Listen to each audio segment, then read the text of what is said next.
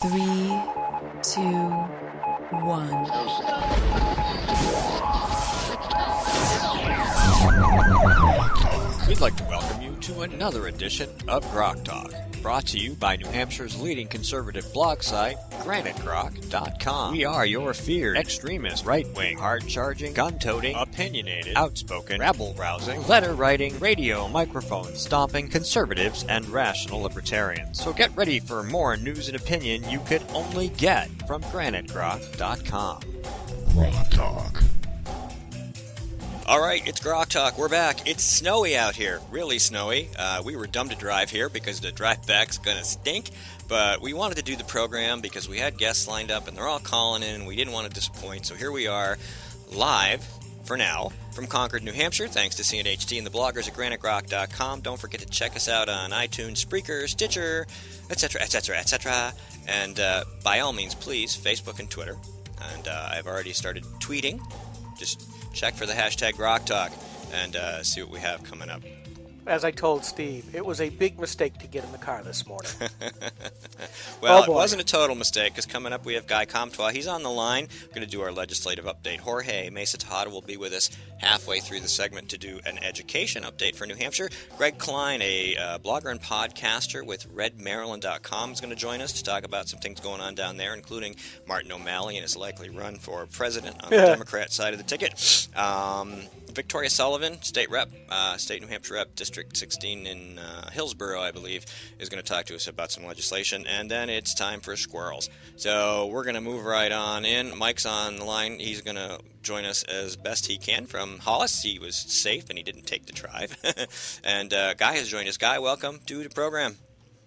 Good morning, gentlemen. How's it going today? Great. So we've missed you a couple weeks because of this or that or the other thing, and you had responsibilities and obligations. And so what's been going on up there in that State House place thingy a couple blocks from where we're sitting here? Well, not really a hell of a lot right now. I mean, committees are just getting underway. Some are a little bit ahead of the others. But it's kind of controversial part. It's kind of quieted down at the moment. I mean, that will all change when we start voting on bills in Reps Hall. You know, I mean, that's when the fireworks will fly again because of the way that Democrat elected Speaker Jasper vindictively seated people. The most adamant of O'Brien supporters, he's stuck in what they call a murderer's row, and in the middle of the third section, and so that they have to climb out over each other all the time every time they want to get on and speak. And a lot of them are senior. I've been there for a while, reps that you normally would get a one in, not an aisle seat, a one in, because, they're more active. But he intentionally did it, and he admitted he intentionally did it. And at the same time, he talks out of the other side of his mouth saying that he wants to bring us all together. So it's kind of like that little rich boy high school kid there that nobody really liked. Hey, Guy, is this similar to that phrase, I won? And now in the State of the Union, he said, I won twice? Yeah, I mean, it's, I don't know, I still have a hard time. It's tough even thinking that it happened the way it did, that we had so much opportunity. Because if you read Laconia, Daily Sun there? Laconia Daily Sun, the downshifting has started, or they're attempting to downshift, because of Medicaid expansion. Mm-hmm. Health and Human Services wants to cut $7 million in local nursing home funding, which is county nursing homes, because of the cost of implementing Medicaid expansion.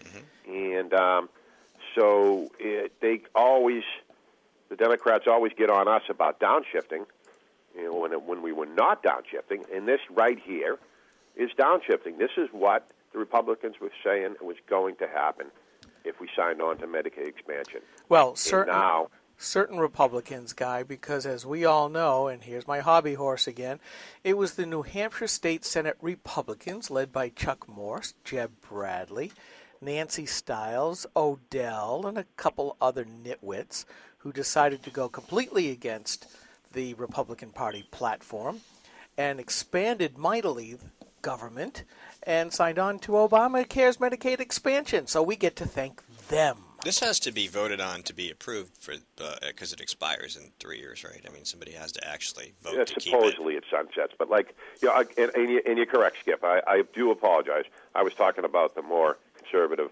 Republican members in the House. Yes. The Senate did sell us down the street, and they have been the whole 4 years that I've been there. They're dangerous.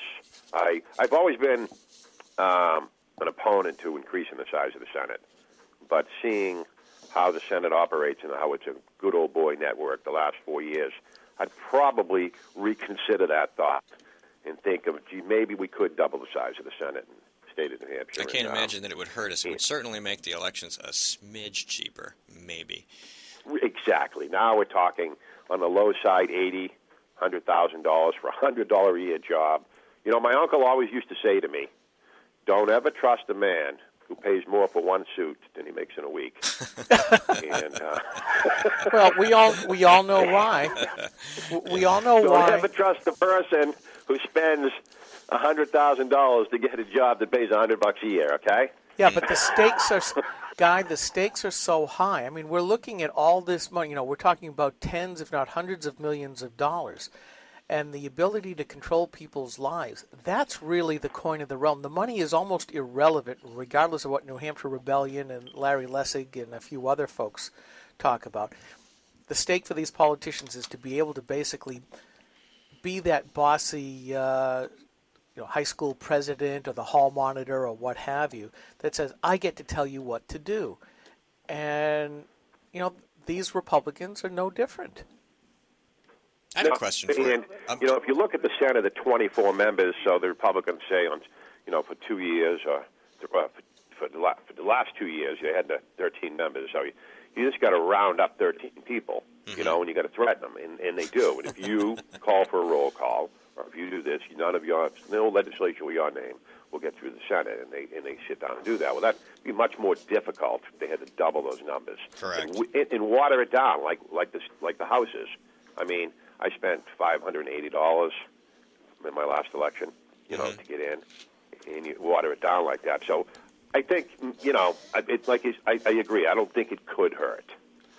Okay, so I have a question for you. Now that things have kind of settled down a little bit, you kind of get in a lay of the land, the lines are drawn or whatever.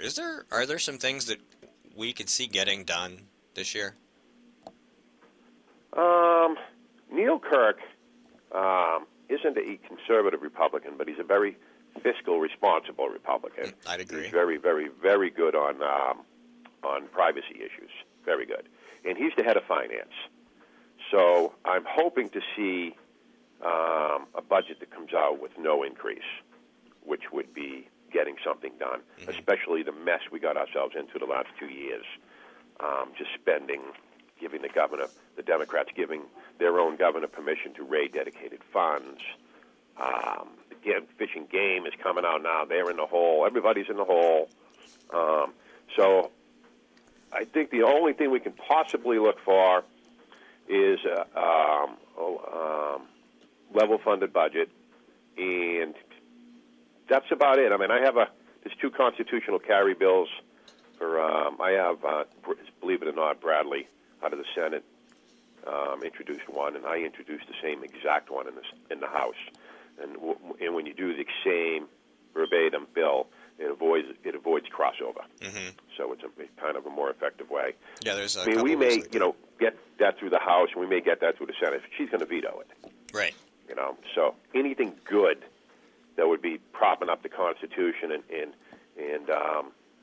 shoring up our rights will never get past the corner office. Well, I guess the short answer to your question is probably not a hell of a lot. Well, that's not a bad thing. I mean, sometimes the best you can hope for is nothing, and nothing bad, actually. I agree. I think I'm sorry, go ahead. You got the ball kicking, Mm-hmm. Nothing might happen. Oh, did we lose you? Uh-oh. No, we might have lost Guy. What I was going to ask is, Guy, we're going to call you back if you can hear me. Stay there. We'll be right with you. Guy, you there? The money we owe there he is. Okay. doesn't go away. Mm-hmm. So they just kick the ball down the road. And eventually, hopefully, some sort of conservative will get elected, and he or she's going to have that whole mess on their lap. That's true. make him a 2-year, make him a 1-term governor, because they have to try to straighten it out, make the tough decisions like we did in 2011 and 12, and then you become the bad guy. Well, I was thinking, with Obama, the Congress needs to just send bills to him to veto like a machine cranking out. Just keep sending them. Make him veto something every freaking day. Just bury him. Now, New Hampshire can't really do that because it doesn't work that way, but I think the same thing needs to happen. You need to, the right needs to send bills to the governor that she will veto, so that she has to veto them and explain why. And they then need to be very concerted in their description of why that was bad. And that would definitely hamper her ability to maybe have a positive, progressive launch into her likely run for the Senate against Kelly Ayotte. Right, and at the end of the day, and I might get in trouble for this, but there really isn't a hell of a lot difference between Hassan and Ayotte. I am personally just sick to my stomach about Washington, okay? It is, you've probably got 535 total, House and Senate members down there, and 30 or 40 are probably what we would consider good. And they tell you that all lip service, and they get down there, and it doesn't matter if the Republicans are in charge lately or the Democrats, the debt keeps rising. And we getting into such deep trouble with that there is absolutely positively no economic confidence. I mean, if you're confident in this economy, then I think you need a counselor. You'd have to be in the mainstream media. Yes, we're in trouble. And Ayotte just fell into line. That's why I call her Arizona's third senator. Yeah. That's good. Yeah. I mean, I think pretty much what McCain says, she does. We need somebody that's going to get on there, and say it like it is. Like, we need a Ted Cruz. I mean, whether you love him or hate him, he does say it the way it is. Well, he's coming to New Hampshire. Scott Walker's coming to New Hampshire. Everybody's coming to New Hampshire. Yes, and soon now. Yeah, I guess there's like a dozen so far. Yeah, so far.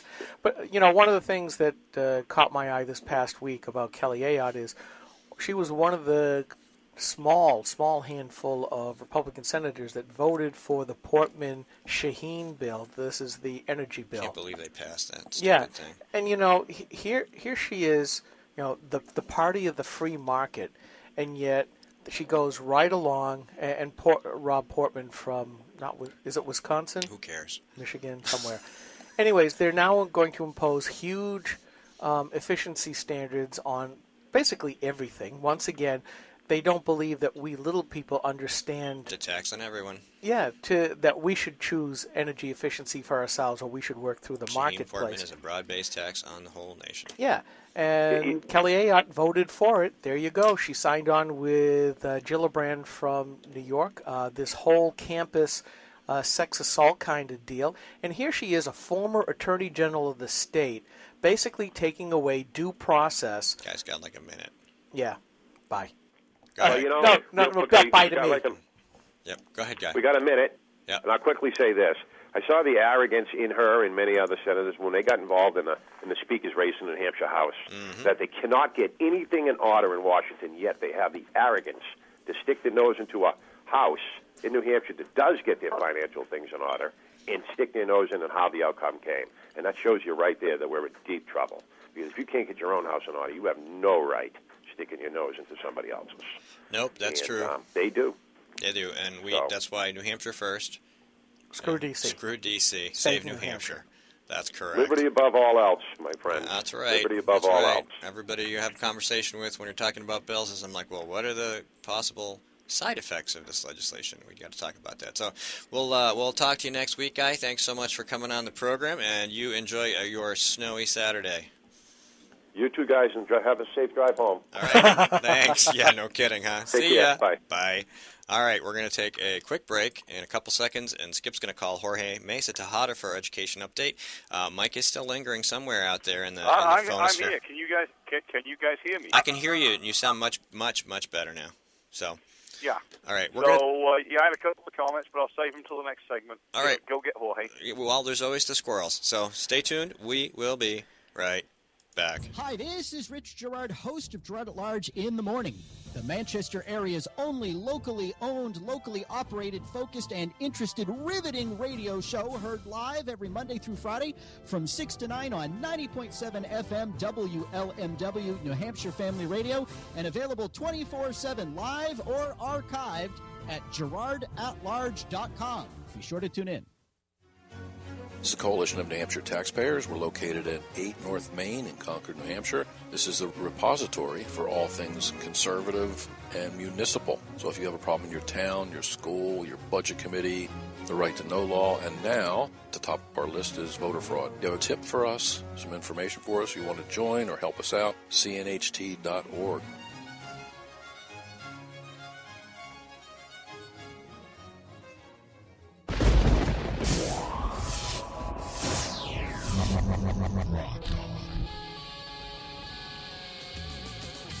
We are GrokTALK, coming to you from Concord, New Hampshire, almost every Saturday. Snowy. Snowy today, yes, very snowy. We haven't had a lot of snow this winter. I was warned that come January, February, we would start to see a lot of snow, and it appears that we are. Yeah, thank you, Joe DeLeo. Our car is covered with snow. Cars are covered with snow. It's beautiful. Hey, let it snow. Let it snow. Yeah, pretty soon it'll be, please don't let me slide, please don't let me Right. slide. Thanks to the bloggers at GrantedGrok.com and, of course, the Coalition of New Hampshire Taxpayers. Check us out on Facebook and Twitter. And you should be listening to us right now anyway, because on the line for our education, New Hampshire education, I got to find a name for this segment. Doesn't matter what we call it. Jorge Mesa-Tejada is on the line to talk to us about education in New Hampshire. Good morning, Jorge. Let me try that again. Good morning, Jorge. Good morning. How are you? There you go. Sorry, I had an extra button down and I couldn't hear you. So let's get right to it, sir. What's new and different and exciting, and what are we talking about this morning? Oh, okay. I figured that since we're about to enter into the session season, it would be good to talk about how a taxpayer can understand school budget. Oh, cool. How do you think about that? Okay. Go for it. And the reason why I'm saying that is because when you walk into that meeting, you're handed out a stack of paper. There are charts, there are PowerPoints, there are all kinds of budget pages. And you say, what the heck do I do with this? What is significant? So what I would like to do today is try to give some guidance to the people as to how to cut through all that fog. And simply, all that you need to know that you're interested in is the bottom line of the budget. How much is the budget is going to be? And that appears in the last page of all the numbers. And then you have a column that will say previous year's budget, proposed budget, spent today, etc., etc. All you're concerned with is the proposed budget for the next year. In the case of Hampstead, for instance, this year is going to be $24,393,000. Okay, and so you take that number. That's the gross budget. And you change it. Yes, you can. But the problem is not, at this point, whether you can change individual accounts. You can only go with the bottom line. Only the school board can change that. Then you take that number, go to the very last page of that package of paper where it says revenue or anticipated revenue, where they list the local revenue, state revenue, and federal revenue that is expected for the next year. And you look at the bottom numbers. One line will say total income, which is the sum of all those expected revenues. In the case of Hampstead, it's $5,623,000. Then you subtract. You see that the next line says district assessment. That is the difference between the proposed budget, which is $24 million minus $5 million, and it gives you $18,770,000. That's the amount of money that is going to be raised through taxes. That's the amount that concerns you. So, to say it again, you take the total proposed budget, $24,393,000, to subtract from it the anticipated total income, $5,623,000, and the remainder, district assessment, is the amount of money that has to be raised through taxes. Okay, so now you have the amount of money that the school board is asking for you to pay next year, $18,770,000. And the next step, of course, is how much is that in taxes? How much is that going to affect me? Excuse me. And that's very easy. You go to your town report, to your last town report, and usually, in the case of Hampstead, it's page usually 15 or 17. You find a page that is titled 2014 tax rate calculation.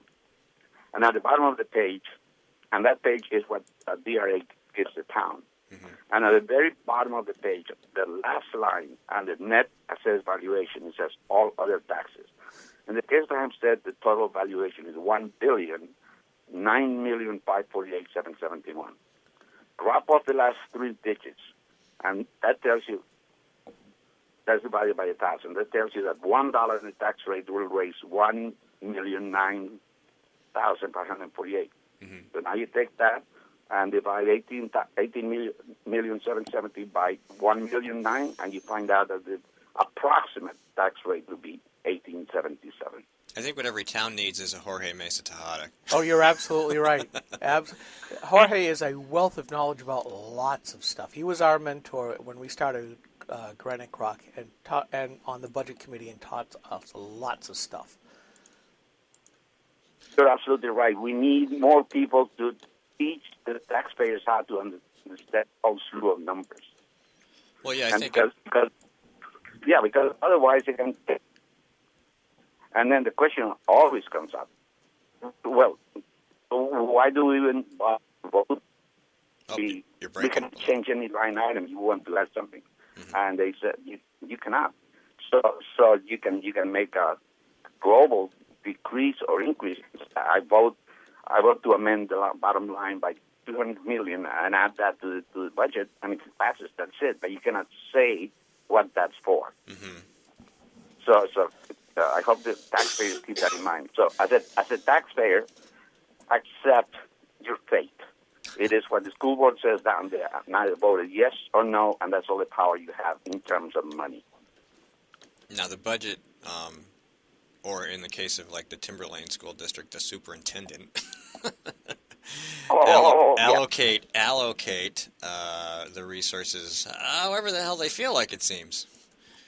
Yes, it is. It is because it's a regional cooperative school district. Mm-hmm. So what happens is you have 4 towns, and what they do is that they distribute the bottom line based on average daily attendance.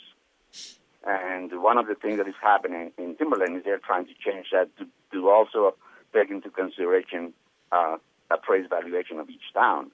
And that is going to skew the money to something awful. Mm-hmm.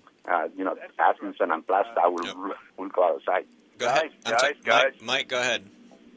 Yeah, this is just one place. They're doing this in Hollis Brookline too. The Brookline folks have a lower assessment rate, and they're trying to get the Hollis folks to pay for a greater share of the school district, not per pupil but per assessed rate value. So this looks like it's a broad brush attempt by the school boards to rob the rich. The problem is that the people are totally fed up with the way this is being done. Mm-hmm. Because in Timberlane, specifically with new superintendent, which happened to have been hired, his former job was principal in Quincy, Massachusetts. Okay, he was promoted to superintendent in SAU 55, which is Timberlane and Hampstead. He got here, and after 2 years, he became a king because he got very angry that at the very last March, which was his first true test as a superintendent, every article failed, both in Hampstead and Timberlane, and they were reduced to default budget. Boy, he got his hackles up. Oh, my God. And he's just being vindictive toward the taxpayers like you would not believe. I actually just wrote a post for Watchdog Arena, which is run by Franklin Center. And it covers some of that. I've been parsing through Donna Green's blog, and of course we just had the guy in Atkinson who had the police called on him by the Earl of Metzler, And there's lots of examples of this. So, yeah, I don't want to get too far off because I know we've talked about that. But so budget season is upon us. For those of you who are not familiar, New England town meeting season comes in usually March, April, May, that time. A lot of towns have them the same days, but they all get together in a room and act like it's democracy. And sometimes which is mob rule. Mob rule. But I would like to interject one final statement. Yep, real quick. Go ahead. You got about a minute and a half. Okay. Another figure that is branded about by the superintendent and the school board, and that people don't have the foggiest idea as to what they're talking about, is class size versus student-to-teacher ratio. Mm-hmm. Class size is an arbitrary number mandated by the state and their 306 minimum standards. That says that basically that if you are in kindergarten through grade 2, the classes shouldn't be more than 16 to 1. If you are up to grade 5, no more than 20 to 1. And if you're thereafter to high school, no more than 30 to 1. That's an arbitrary number. The school board can adjust it any way it wants. Okay? Mm-hmm. So it's not really a measure of class sizes, and that only applies in the case of middle school and up to what is called homeroom time, which is when they are all together in the same room for attendance. Mm-hmm. After that, it varies all over the place. Student-to-teacher ratio, on the other hand, is based on the number that has to be reported by each district to the Department of Education as to how many students they have, how many full-time equivalent teachers they have. And then that full-time equivalent teachers number divided into the total student population gives you the student-to-teacher ratio. Mm-hmm. That's a better measurement of how many people, how many teachers you have handling your students. And whereas the class size could be 30 to 1, you look at the student-to-teacher ratio in the website, and they average about 10.2 to 1 throughout the state. Mm-hmm. Yeah. So that's a much better measurement. Yeah. The other question I started asking the last few years I was on my budget committee was, what is your indirect to direct labor ratio? And it was like deer in headlights. And only after I asked that for 2 years did we start to see administration being cut, because they finally realized we're now all looking at that ratio, and that's how you get rid of the high-priced staff that, there's a role, but not the most important role, which is teachers in front of kids. All right, Jorge, we got to let you go. Thank you so much for calling in, and we look forward to the next segment next month. Okay, take care, guys. Thanks. All right, thank you, sir. All right, Jorge Mesa-Tejada. This is GrokTALK. We'll be right back with Greg Kline from redmaryland.com. Hang on, Mike's still on the phone someplace, and we'll be right back after a short break.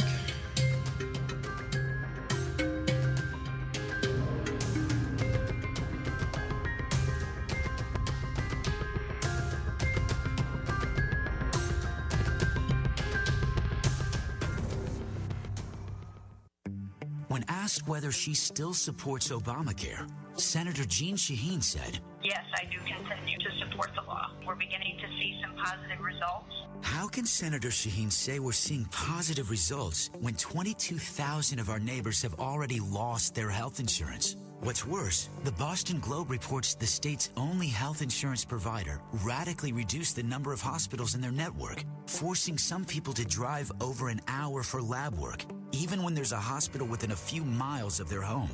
When pressed about lack of access, Shaheen said, "There are some hospitals that are not covered, unfortunately, and I certainly hope that's going to change."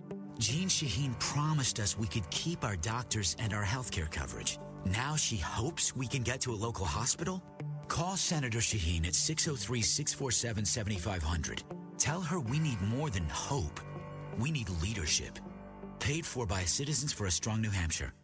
Hi, this is Rich Gerard, host of Gerard at Large in the Morning, the Manchester area's only locally owned, locally operated, focused, and interested, riveting radio show, heard live every Monday through Friday from 6 to 9 on 90.7 FM WLMW, New Hampshire Family Radio, and available 24/7 live or archived at GerardAtLarge.com. Be sure to tune in. This is a coalition of New Hampshire taxpayers. We're located at 8 North Main in Concord, New Hampshire. This is the repository for all things conservative and municipal. So if you have a problem in your town, your school, your budget committee, the right to know law, and now at the top of our list is voter fraud. You have a tip for us, some information for us, you want to join or help us out, cnht.org.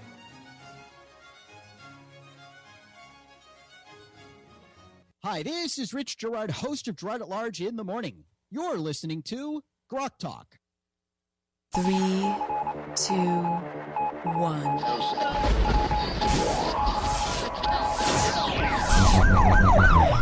We'd like to welcome you to another edition of GrokTALK, brought to you by New Hampshire's leading conservative blog site, GrokTALK.com. We are your feared extremist, right-wing, hard-charging, gun-toting, opinionated, outspoken, rabble-rousing, letter-writing, radio microphone stomping conservatives and rational libertarians. So get ready for more news and opinion you could only get from GrokTALK.com. GrokTALK.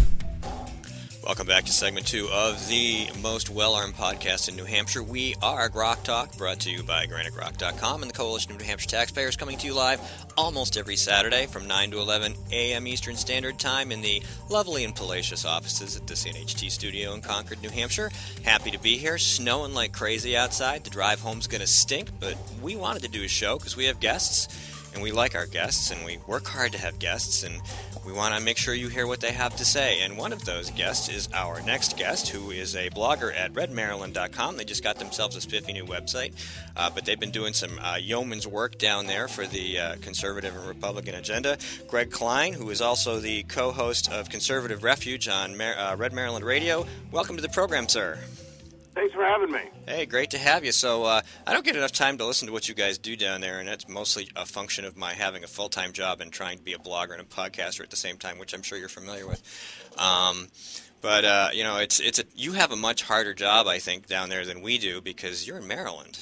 Well, it is tough being a conservative Republican in Maryland, that's for sure. But we've had some big victories in the last election, and so a lot of hard work has paid off. You know, we started Red Maryland in 2007. When Martin O'Malley, who I think we'll have a few more words to talk about. Yeah, I know. You have I Survived Martin O'Malley T-shirts on your website. I love that. yeah, we survived. All we got were higher taxes in this T-shirt. Yeah, that's an awesome T-shirt. So, did you start the show and the podcasting and the website because of Martin O'Malley, or was this just he was just the impetus to get it going? Well, the timing was a little bit of a coincidence. Those of us who started, Brian Griffiths and Strife, who's one of the senior editors at redstate.com, who founded Red Maryland, and Mark Nugent, who's now going to work for our new Republican governor, we all got together. At that time, we were all doing our own things, and we brought together conservative bloggers from all over the state, and that was really just kind of a coincidence when we got together and joined forces. But for the last 8 years, we've been chronicling the true O'Malley legacy and resisting the efforts of what was a very far-left agenda when there wasn't a lot of resistance to it throughout our state. So finally, in November, the voters here in Maryland, which is still a very Democratic state, a very blue state, rejected all of that and rejected the governor's lieutenant governor, who was running for governor, Anthony Brown, and selected a lifelong Republican, Larry Hogan, to be our next governor, who just got sworn in this week. And so the state is coming back at least to the middle a little bit, and we're very excited to have been a part of that. Hey, Greg, this is Skip, and again, thanks for coming on the show. Now, I noticed that Larry came out with what I would have imagined had been quite the corker of a statement when he said, hey, budget directors and chairman, get ready to see your department's budgets being cut right off the bat. What an amazing statement. You know, you're in office, just a few hours, and he's telling the whole state government, get ready to go under the knife. How well has that gone over among the left? Well, we had an administration for 8 years that even the Baltimore Sun here had to acknowledge when we had tough economic times when revenues were going down. They still couldn't say no to anybody when it came to spending. So to have a governor who was elected, who ran primarily on controlling spending, who ran primarily on getting the budget under control, and won, for a Republican, he won by 5 points in our election, which for a Republican in Maryland is an absolute landslide. The largest margin we've seen here probably since the 50s for a Republican governor. And there have only been a couple, so it's not a real high bar. But it was pretty. He has a pretty strong mandate to bring things under control, and he did that the day after he got sworn in as governor. Introduced a budget that brought balance to our state that hasn't been there for almost 10 years. And the left, they know they know how the election turned out. They know that there's a popular mandate for rolling in spending. The fact is they're not happy about the budget. But what's interesting about the state budget is not only is this 2% across the board for state agencies, but it actually balances the budget. It actually spends about 0.5% more than we did last year. But there are no state layoffs. There's no furloughs. There's no complete elimination of state agencies. There's still record funding for education. There's still a lot of things in this budget that the worst fears and the scare tactics of the left didn't come true. So they're still complaining and carping, but they don't have the obvious things to go after that one might expect, because Governor Hogan and his team put together an extremely smart and efficient budget. And really the big part of bringing the budget into balance was just stop spending more money than we have. Just doing that alone went a long way towards balancing the budget, which is something we always knew was the case, but Governor O'Malley was always insisting that he was making the tough choices and cutting things to the bone, and there's no more that we could do. Yet he raised taxes, he had furloughs, he fired state employees, and still could never bring the budget to balance. So it took just a little dose of common sense to bring this into line. And the left is kind of having to acknowledge that at some level and trying the same old, balancing the budget on the backs of the poor and putting our top-notch education system in danger and all that kind of stuff. But the numbers really aren't as supportive as they probably would like. All right, Mike, we have one of our co-hosts. So Greg, I got a question. Go ahead, Mike. Yeah, thanks, Steve. This is Mike. So I have to yell a little because I'm phoned in. So I'm reading a little bit from Delmarva now. It looks like a left-leaning publication. So they're castigating Hogan for cutting environmental spending, phosphorus regulations, aqua projects. And then, in the little piece that they don't really explain, they say that O'Malley had asked for some huge increase in spending for those departments for 2015. And it looks like all Hogan's doing is basically taking away their increase. Greg? Yeah, that's a big part of it. And you mentioned the phosphorus regulation. Just to give you some background on that, Governor O'Malley, after the election, on his way out the door, introduced a bunch of regulations on phosphorus, which was really going to have a horrible impact on our poultry industry on the Eastern Shore. And and Governor Hogan, on his first day in office, said, "No, we're going to get rid of those." Because really, Martin O'Malley, in the last 8 years, he's really governed in a way that, the D.C. suburbs and Baltimore City were his hub, and all the rural parts of the state, western Maryland, southern Maryland, our eastern shore of Maryland, it's just been one attack after another on their way of life and on their property rights and their industry. And this was another one which he pulled back, which, of course, the environmentalists who, practically ran the state when O'Malley was here, realized that their salad days are over, and we were going to have somebody in office who's going to bring some balance. So there's definitely carping about that. But as you point out, the funding really isn't being slashed in any significant way. They still got lots of money. They just don't have a large increase like they were expecting. Right. Yeah, when they don't get everything they want, it's the end of the world. It's a cut in their parlance that if the rise in spending is less than what they wanted, it's a cut. Now, yeah, apply that to the family budget. So right, exactly. So O'Malley... Exactly, and that'll be part, and that's something that's kind of understood by the folks in the Hogan administration, and they previewed a lot of that. And the reality is I think most Marylanders are going to understand the difference when they really see this budget. And frankly, when they see that this budget doesn't affect their lives as far as any supposed cuts, and yet they're able to have balance without increased taxes, they'll think, why weren't we doing this all along? There's two things I really want to touch on. The first, I don't know which one. I'll start with this one. I don't see any groups like Mad Moms for O'Malley or Ready for O'Malley, but he's running for president, you think? Is he? Oh, he's definitely running for president. There's no question about that, and that's something he's been governing like a presidential candidate for at least his second term here in Maryland. I'll give you a couple examples of what we're talking about. A lot of his agenda items were not things he ran on when he first got elected, but they're things he realized that he needed to get done in order to prepare for a run for president of the United States. Gay marriage was one of those things. He didn't run on that when he first got elected. Maryland is an interesting place, and for folks up in New Hampshire and other parts of the country who aren't familiar with Maryland, Maryland is very Democratic. It always has been.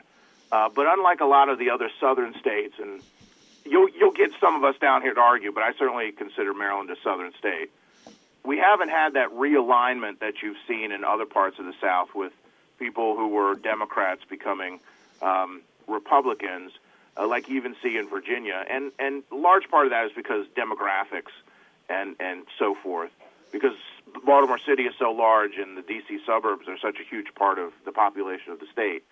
But gay marriage was not something that was necessarily hugely popular. And, in fact, the leaders of the General Assembly were hoping for a long time that our courts would bail out that issue. And when they ultimately didn't, in a decision about 3 years into Martin O'Malley's term, and Martin O'Malley saw, Governor Cuomo and other places passing gay marriage laws, he started pushing the issue.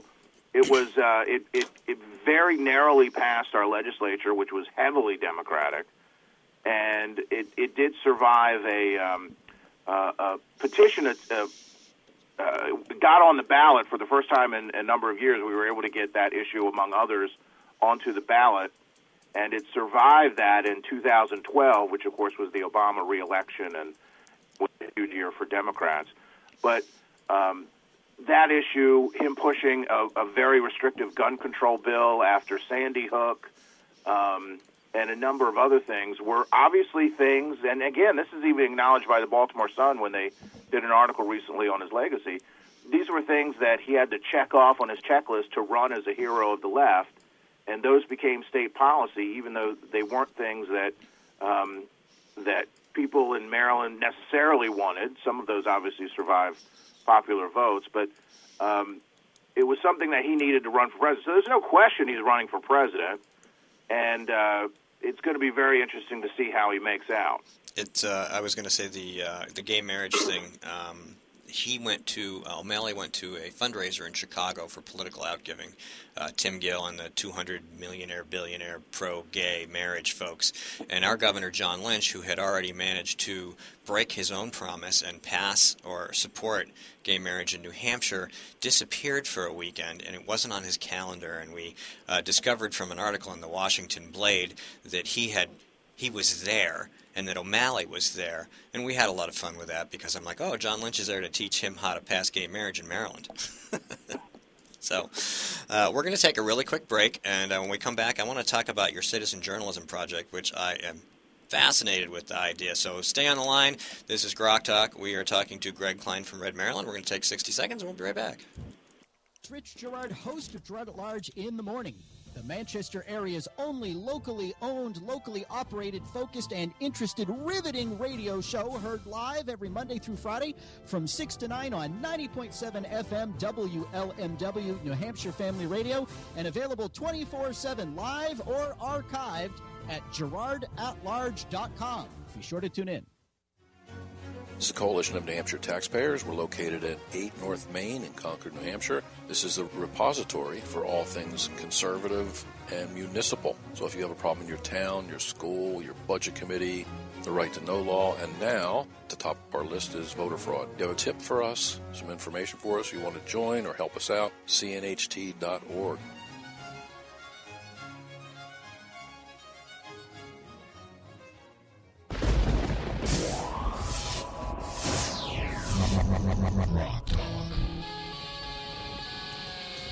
This is GrokTALK. We are on the phone with Greg Kline, blogger and podcaster from Red Maryland, and redmaryland.com. Check it out. You guys have podcasts almost every night, not every night, but a couple nights a week, right? Yeah, we have shows 4 nights a week. I do a show on Monday nights called The Conservative Refuge. We do Red Maryland Radio, which is our flagship. Brian Griffiths and I do that on Thursdays. We have a fantastic news show that we do. Our news director, Dwayne Keenan, who is a career radio news guy, who does a 1-hour show for us every week called the Red Maryland News Hour every Friday. It's a fantastic 1-hour summary of what's happened in the week in politics and government here in Maryland. Then Brian does his own kind of commentary show on Sundays called the Air Raid. So all that's available at redmaryland.com, on our Red Maryland Network, as we call it, which is also available blogtalkradio.com/redmaryland, and we're available on iTunes and Stitcher. That's awesome. And then, of course, one of the great resources that every state has that's underdeveloped is the citizen journalists. And we are all citizen journalists, so we understand it. There's always a few here and there, and like you guys all came together to create Red Maryland. One of your ideas that I read last week or the week before was that you were going to create basically citizen news desks, really, who would cover local issues that were underreported or ignored by the regular media. Why don't you talk to us about that? Yeah, it's one of the things that, as you point out, we're all citizen journalists, that there's a rise of that. Certainly that's a great way to counter the biased established media such as it still exists. But even local, we cover a lot of local politics, as I know you guys do up there. And there isn't a lot of coverage of what's going on, even on the state level, but certainly on the county level, there's just not a lot of coverage. You might have a local newspaper that gives it a story or two every day. But a lot of places you don't even have that. And so one of the reasons that I got involved in blogging was because I ran for local office many years ago, and I would go around and I would talk to people who were good conservatives who, listen to Rush Limbaugh and watch Sean Hannity and Fox News and read, the Washington Times or whatever, but they wouldn't know what was going on locally in politics and government. And the fact is, local, I'm sure this is as true where you guys are as it is here, local government is really where the rubber meets the road and has as much an impact on their lives as what's going on in Washington. Politics is a full contact sport here. and yet there's so little coverage of it. Certainly, there's extremely little coverage of it from kind of a conservative, libertarian, center right, whatever you want to call it, perspective. So that was certainly one of the founding ideas of Red Maryland, was to bring people around the state to cover these things and talk about them. Mark Nugent, who was one of our founders, who's now the deputy policy director for our governor, which is just awesome to say, he was a Breitbart award-winning citizen journalist, and that was a big part of what he brought to Red Maryland. So we wanted to rededicate ourselves to not only covering as much local goings-on as we can around the state, but to recommit to that citizen journalism. And as we've built Red Maryland over the last 8 years, redmaryland.com, we've got a great audience. We've got great recognition. We know other media is looking at what's on our blog. So we wanted to encourage folks from around the state, and ultimately we want to get, folks from every county in our state to join us as citizen journalists. We put the call out. We knew some people, and we've had a fantastic response. We've got a number of places already covered, so we've got a lot of new folks writing about what's going on in their localities and their local party committees and their local county commissions or county councils, and it's been great. It's been a great response, and it's something that would be great as a movement that we have everywhere, because it gives folks a resource to find a central location to see what's going on in their neck of the woods. Logistically, what would you say is the biggest challenge to rolling out something like that? Well, the biggest challenge, and I think the thing that Red Maryland has in place, is you've got to have a central location to put all this information at to make it easy for everybody. If everybody has their own blog, then when you have your own blog, and you guys know this, you got to promote it and you got to update it and you got to do all that. We kind of do all of that for our contributors, so we make it really easy for somebody who and there's always somebody or multiple people, depending on where you are. There's always that guy who goes to every county council meeting or is watching it on local cable, and they're always following it. And they're a guy who thinks like we do, and we want that guy to or a gal or a woman to write something about it. And we make it easy for them. All they've got to do is log in and type up what they're seeing, and that's the biggest hurdle to get over. And I think making that platform available, is the biggest logistical thing to overcome. And the rest is just going out and finding the people who are there. And if you're involved in politics and activists, you run across these people on a normal basis. Go ahead. Yeah, Greg, this is Skip. You bring up when Steve asked the question, immediately my mind wandered back to a story I saw at techdirt.com. Alabama legislators say you must be a salaried employee of Old School Media to get approved for press credentials. And I ask this because we do a lot of citizen journalism. We go to events, we record them, we live stream them, because we're all techies, and we built up a system to be able to take basically a TV in a box with us. So we record stuff and put it up on Granite Rock, so people who can't go for whatever reason can still participate in the event. We get a lot of thanks for doing that. We don't do the opining. We don't do a lot of commenting. We just present it as is, unfiltered, and all of that stuff. But are you guys running into this same kind of deal? If somebody wants to go to a committee hearing of one type or another, be it local or further up the chain, county or state, that the legislators are starting to say, you're not a journalist. You do computer programming. What do you mean you're a journalist in your spare time? And it's like, are you seeing any kind of pushback where people are saying, you're not qualified to do the act of journalism, where we all know journalism is not what you are, it's what you do? Yeah. We haven't had a lot of, most of these local meetings are either broadcast on cable TV or they're publicly available, people getting access. We did have the issue a couple years ago, and we do have Dwayne Keenan, our Red Maryland news director, is a credentialed member of the State House journalism, the reporting staff there, the reporting pool. And we did have to do some work to get him in there, and they tried to change the law to make it, they had to at least get a $1 a year salary in order to part of that. So we were able to swing that. But it has, we kind of pushed back even against that, and we wrote about it. It didn't become too onerous, but there's what you guys are talking about is that there is at least some thought from folks who don't want to let citizen journalists become more popular, thinking about what they can do. It hasn't been a full-blown pushback. Actually, the biggest problem that we have in doing citizen journalism is not access to meetings. It's the Public Information Act stuff and the getting access to documents and information that we're looking for to report stories. That's really where the boundaries are put up and the impediments to getting records and they either say we can't get them, or they take a long time, or they impose some exorbitant copying cost. So that we find is a much more difficult challenge. It's interesting.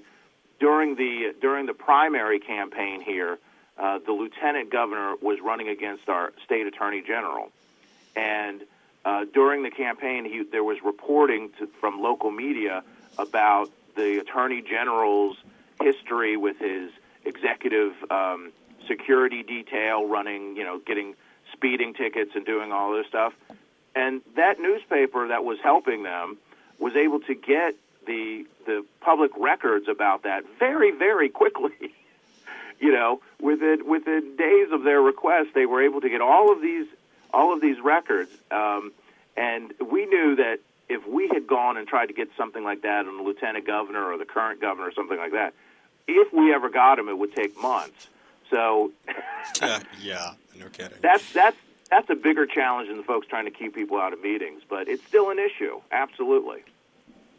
Go ahead. Yeah, I was going to say we have found similar things here. I got credentialed for our state house, and then after that, that granite rock. Yeah, it got much harder, but we agree. We call them RTKs up here, right to knows. And they are difficult, especially at the local level. They will do everything to obfuscate us getting that information. Yeah, they talk about having laws that promote transparency, and we had a Governor O'Malley who said he was all about transparency and stuff, and then when you tried to get information about some of his commissions and some of his cronyist deals that he was making with windmill operators and others, so you can cross-reference it to campaign donation lists and those sorts of things. Suddenly, they weren't quite as quick to give you all of that information. So that's really where the front lines in this battle in citizen journalism are, and that's why it's so important that we have people involved willing to take the time to take advantage of what we can get under. You there? You're breaking up a little. Oh no, I hope we didn't lose Greg. We've had this problem before. I think you might still be there. Greg, you there? I am here. There you are. We lost you for a second. On our end, we lost you. We got about a minute left. How can people reach you guys? Do a little plug for your site, and that'll be it. Okay, well, first, thanks for having me. I appreciate you guys having me on. RedMaryland.com is our site. Please go check that out. We're at Twitter, @RedMaryland. We're on Facebook, Facebook.com/RedMaryland. And if you want to listen to all of our radio programming, it's all on what we call the Red Maryland Network, which is at blogtalkradio.com/RedMaryland. And we're available on iTunes and Stitcher. Just punch in Red Maryland, and you'll find us there. All right, thanks for having me, guys. Yep, thanks a lot. You have a great weekend. You too. All right, we'll see you. Bye-bye. All right, that was great. I want to get more people like that on the program. I think that it's exciting to know that, hi, Mike, how you doing? That there's other people. That was fabulous. I didn't want to interrupt. It was full of information. Oh, I know. We probably could have done it. Well, this guy does podcasts every, couple times a week. So, the guy knows what he's talking about. He can talk. It's great to have guests like that, especially at the local level, who are able to just articulate the issues and talk about the candidates and the local stuff, the grassroots stuff. I mean, that's really what we try to do here, and it's what we encourage others to do. And so I'm going to, troll around and see if I can find some other folks like that in other states we can get on the program.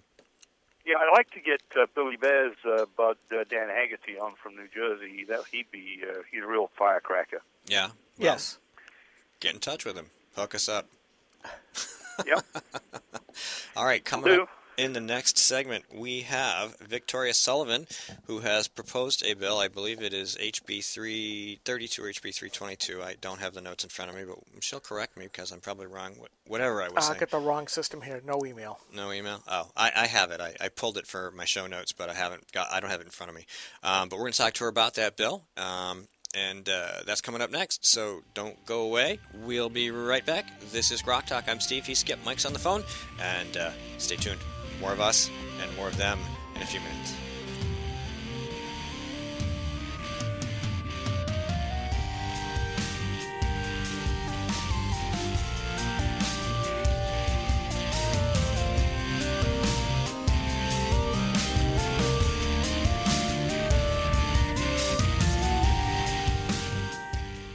Senator Jeanne Shaheen said, if you like your current health plan, you can keep it. That's not true, Senator. 22,000 New Hampshire citizens have been kicked off their insurance plans. Hospitals in Rochester, Concord, and Portsmouth, they aren't allowed to provide care under the exchange. Senator, you were wrong in your comments. You should apologize for your misleading remarks. I'm calling Senator Shaheen at 750-3004 and telling her I want my doctor back. You should too. Paid for by SaberPac.org, not authorized by any candidate or candidate committee. We are struggling.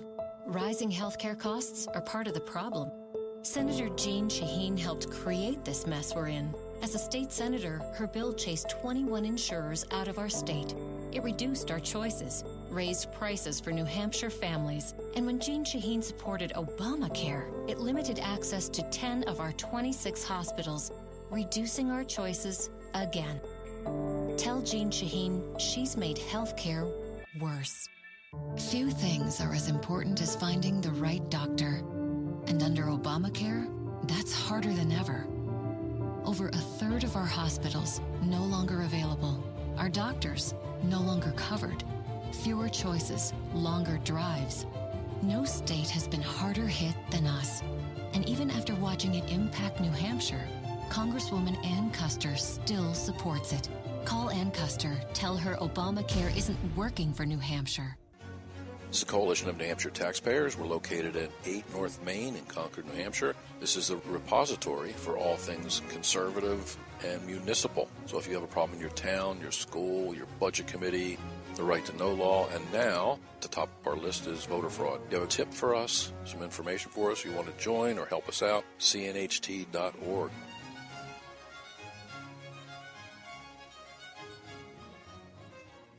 GrokTALK. 3, 2, 1.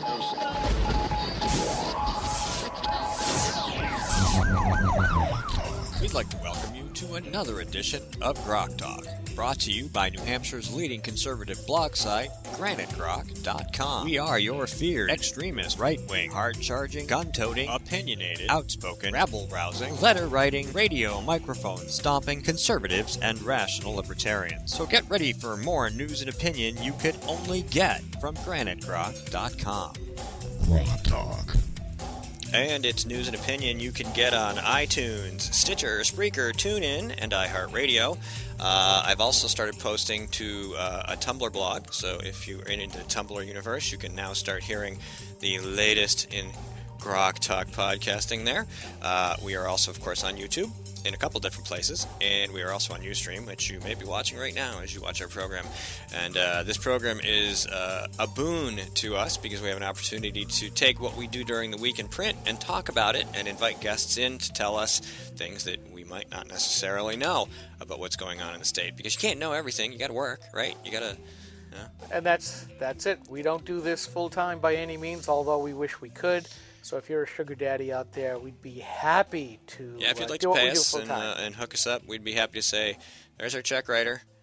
Our principles haven't changed. Thank you very much. So we move into our next segment, and our next guest is Victoria Sullivan. She is representing the New Hampshire House from Hillsborough 16, and welcome to the program. Thank you for having me. Great to have you here. So you wrote a bill, or you sponsored a bill, I should say. I did. HB 332. Yep. And that's what we're going to talk about. It is an act relative to school district policy regarding objectionable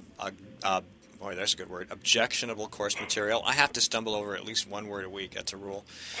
And I guess that's the one. So there's only one. You're doing far better than I am. Thank you. I've already had 2 today.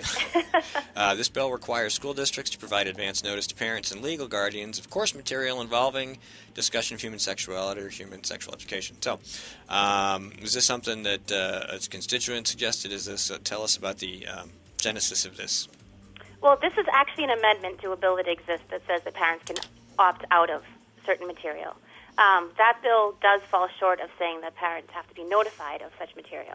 And I did have an issue with my own child with health class material that he saw that I didn't know until after the fact, and I would have chosen for him not to. And I think he would have made the same choice. That he was very upset that he saw a video on. It was Good Touch, Bad Touch. It was under the title of assertive speech. So as an involved parent, which I am, I was president of the PTA at his school for 2 years.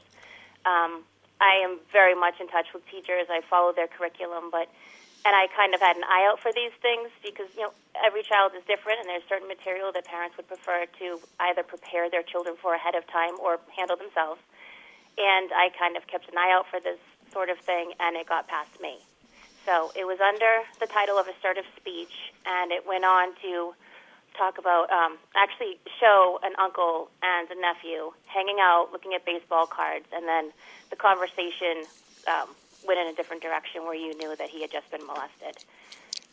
So it was kind of heavy material for 3rd grade. Oh, 3rd grade. Third grade. What are they doing? 3rd grade. And I didn't know that he even saw it. I have 2 sons. One's 8, and the one I'm referring to now is 10. But this happened last year. And we have a very open dialogue. I'm a stay-at-home mom. We talk about everything. it's just, they probably tell me too much. So, so a friend had called me and asked me about the video, and I just was blindsided. I knew nothing about it, but her child had been upset by it. And when I asked him, he all of a sudden withdrew, and he got very uncomfortable, and it was very difficult for me to see because he's not that kid. And I kind of let it go, and, we had breakfast and talked about other things, and I revisited it. And he just said, Mom, I don't want to talk about it. It was just too disturbing. So I ended up going to the school and asking to see the video myself. And I think if he had seen this video in middle school, he would have been okay. But I think at his age, it was too confusing. I mean, I don't know as an adult, we explain to kids. We're having phone problems today. Yeah, I think it's at our end. I think it is. Victoria, you still there? Sense to an 8-year-old or a 9-year-old. Yeah. I just think in that situation, there was a better way to handle it, and I would have preferred to handle it myself. Oh, sure. And in every family, these are conversations, when we were kids, no one talked about this kind of stuff, and, bad things happened. And, bad things still happen, but the conversations are much more open. I mean, when you go to get your child a wellness exam, the doctor brings it up, and I think most families have these conversations in their homes anyway, and they cover it now in Cub Scouts. I mean, it's just, not a hidden topic anymore, and it should be discussed, but there are just ways that parents should choose how it's handled. Oh, and definitely in that particular instance. I mean, in a related note, the most famous case with regard to material of a sexual nature, whether it's appropriate or not, was, of course, Billy Bear when his daughter brought home the book 19 Minutes by Jodi Picoult, and, of course, it has teen sex in it. It's quite graphic. And she was alarmed by it. He was alarmed by it. He tried to talk to the school board. He got arrested, and 8 months later, and who knows how much in legal fees, and he's been exonerated. But he went through that whole process, all of which could have been prevented if somebody had just said in advance, "We have this book. It has some explicit material in it. Do you want your child access or not?" Exactly, and it was the most passive arrest I think I've ever witnessed. It was, I wish the police had at some point said this doesn't make sense, but and I'm sorry that he and his taxpayers had to go through that. But yes, if a notice had come home and said this might be questionable, you might want to take a look at it, none of that would have happened. Mm-hmm. Yeah, Victoria, this is Skip, and I actually live in Billy Bear's hometown, and subsequently went to a couple of the school board meetings afterwards. But, in reading around the blogosphere, it is absolutely clear that those on the left really do wish to push a sexual agenda down as far as you go. I read about what some of these folks want to do at the kindergarten level, and I just go, I can't believe you guys believe that you have the right to basically fill these little kids' heads with this kind of stuff where their parents know it's not right. And their attitude, and that's really what it is. The teachers and these activists that come into the classrooms wish to push this sexualized agenda down as far as they can go. Basically, they want to transform our kids and overrule parental sense of morality, what's good, right, and the timing that the parents know better to bring up these things. At that age, it's not right to teach most of the stuff these people are trying to push. Right. And you're breaking up just a little bit. Oh, yeah. I'll hang on until it works itself out. No longer of what they want to do or wish they could do, becoming federally mandated. So if you look up the federal guidelines for what's coming down the pike with the Common Core health guides, I think you will both be shocked at what's coming down at young ages. Talking about sexual harassment in elementary school, the difference between flirting, playing, and sexual harassment. These kids, my 10-year-old girls, and they chase him at recess, they don't have any idea about flirting or sexual harassment. They're just playing. Sure, you pull the police of the girl class.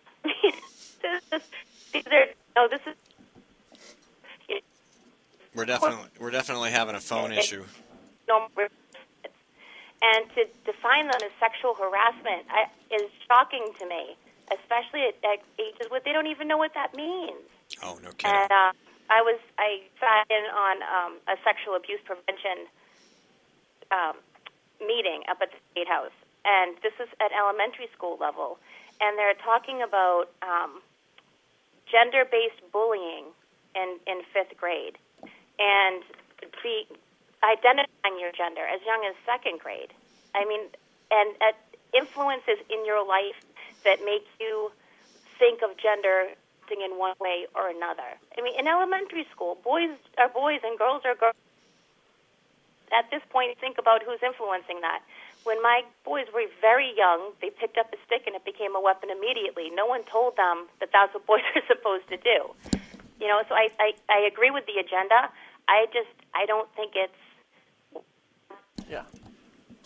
Okay, Victoria, we're going to take a quick break. I'm going to have Skip hang up on you and call you back because we're having problems with the phone line. But don't go away. He's going to call you right back. Okay. Stay tuned. We're going to take a break. And I'm going to push some buttons, and here we go. This is a coalition of New Hampshire taxpayers. We're located at 8 North Main in Concord, New Hampshire. This is the repository for all things conservative and municipal. So if you have a problem in your town, your school, your budget committee, the right to know law, and now at the top of our list is voter fraud. You have a tip for us, some information for us, you want to join or help us out, cnht.org.